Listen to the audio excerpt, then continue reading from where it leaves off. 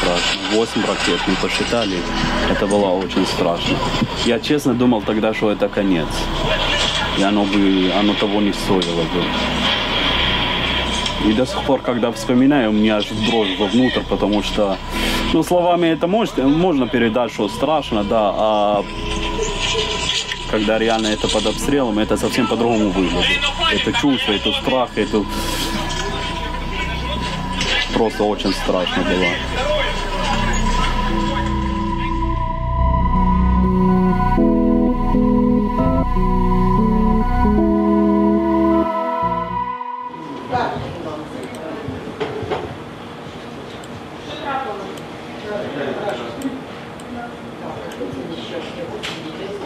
Сюди надходять усі виклики з Харкова, з міста та з області, з Харківської, крім окупованих територій. Кожного дня різна кількість викликів, тобто є дні, які активно проходять обстріли, бойові дії, є виклики, є дні, коли не настільки активно. В принципі, кожного дня у нас маса викликів з вибуховими травмами, так що роботи хватає.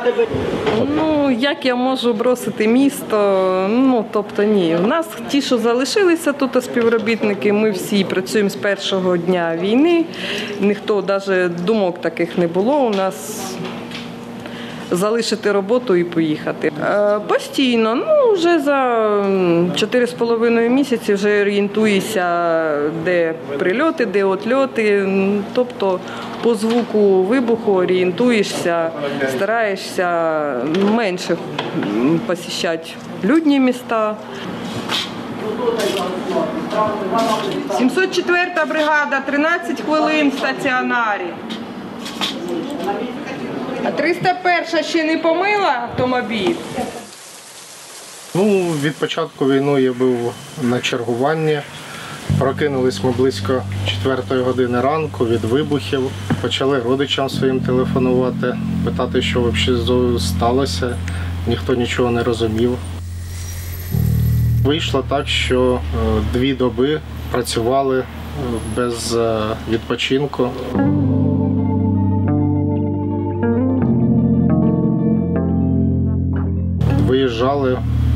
Виїжджали на постраждалих, виїжджали на вибухи, на Салтівку їздили, там, де багато зруйнованих будинків. Взагалі-то працювали.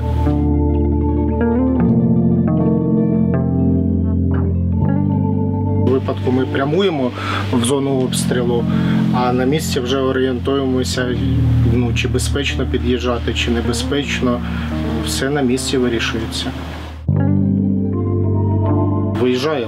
Виїжджаємо, їдемо і приближаючись дивимося. Там все бахає як наше. Все время постріляло, то з правої сторони, то з лівої зараз. А никого нет.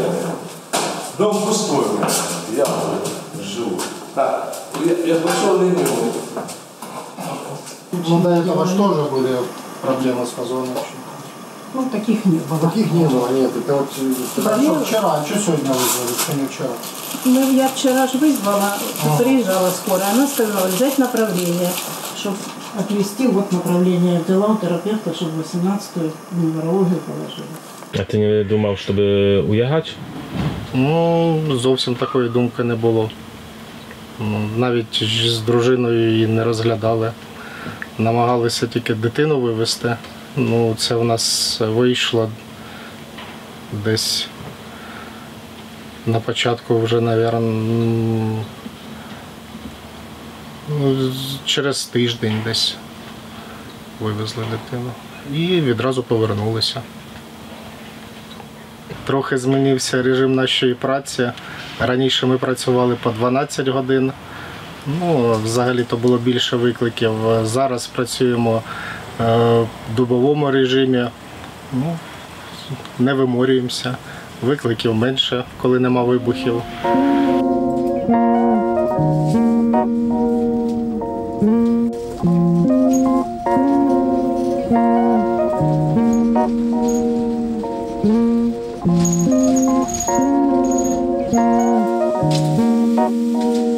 То есть тут жили родители. Поэтому, и это, я вам могу сказать, еще далеко не самый такой плохой вариант, потому что есть люди, у которых действительно просто дома нет в прямом смысле. То есть то, что там кусочек у соседа сверху просто снаряд с крыши упала, а напротив я вам могу показать, просто крышу сдуло. Вот как в сказке про 3 поросят. У каждого свой порог страха.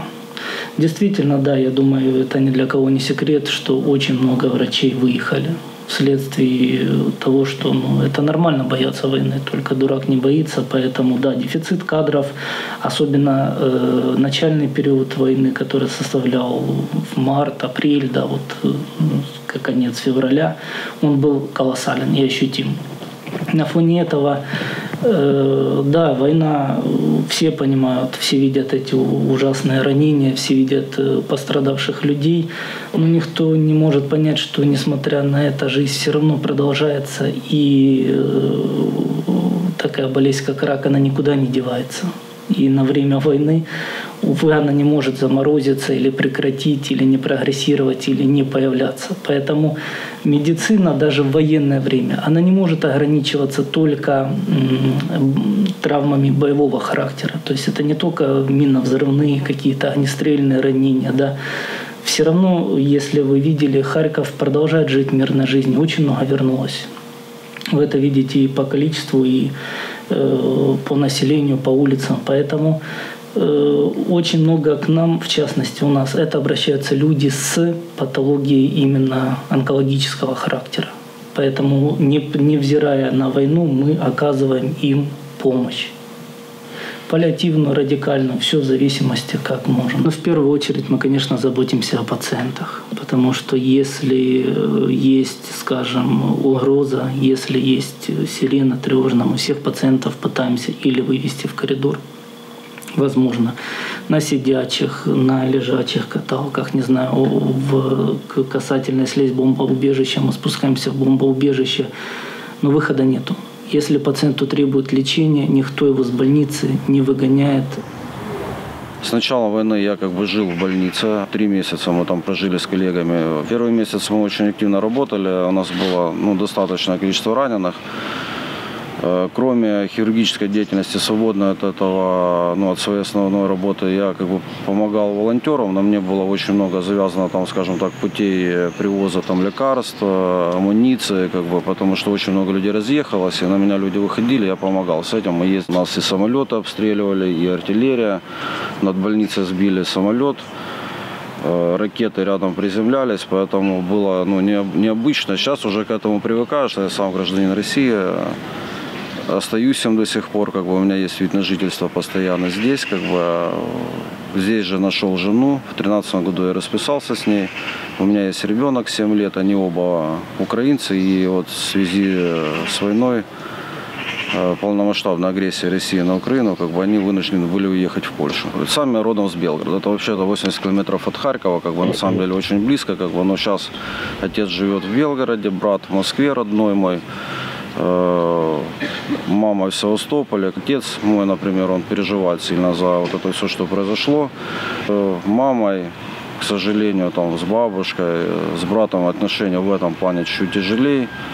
Они гнут линию партии, как говорится, и с первых дней войны их больше интересовало мне доказать, что мы себя обстреливаем, что Украина фашистское государство. Но мне, живущему здесь 20 лет, это было смешно и грустно вообще слышать.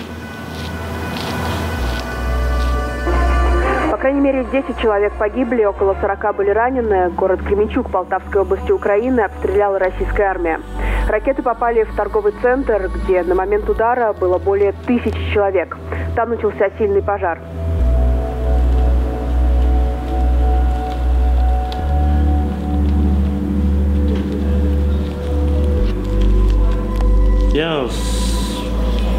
Волчанского района. Здесь 2 месяца работаю уже.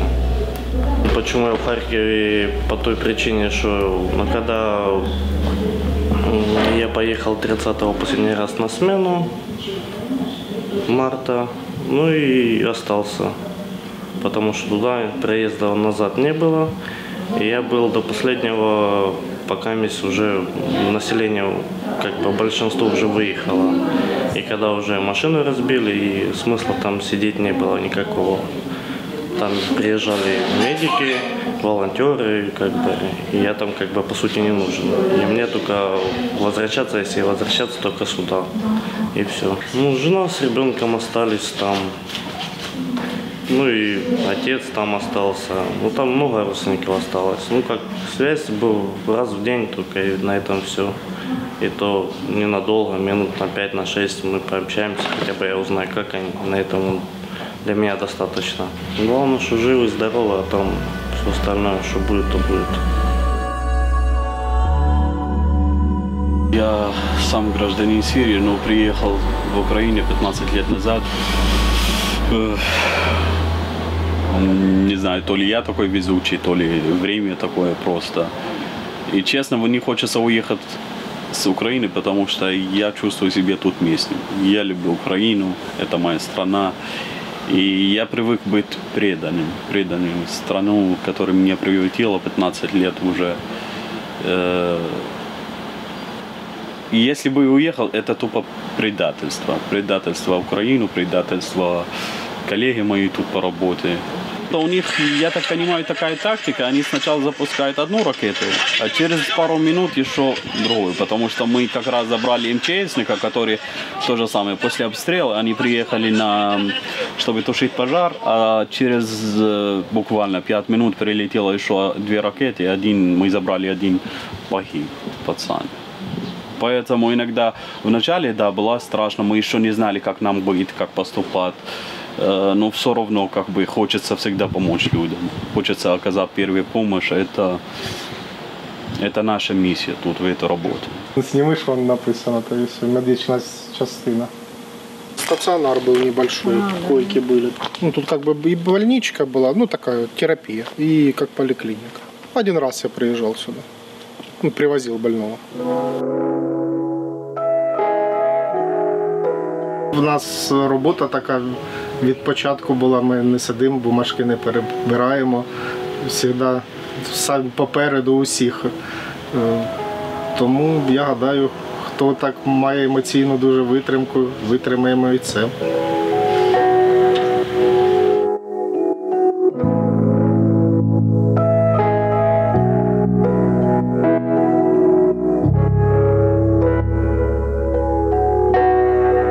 Со дня войны, скажем, ни одного дня не прекращая работу.